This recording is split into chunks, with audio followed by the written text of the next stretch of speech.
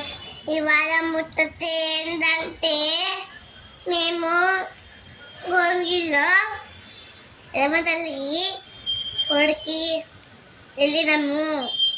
మీరు ఎప్పుడైనా అందు వెళ్తే మేము గుడికి వెళ్ళండి, గుడి చాలా బాగుంది.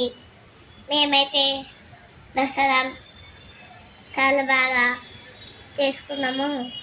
చాలామంది బంజాకి కాతకి పూజ చెప్పించుకొని ఉంటున్నారు. మేము కొబ్బరికాయ కొట్టినాము. దేవుళ్ళ ఎల్లమ్మ తల్లికి జై.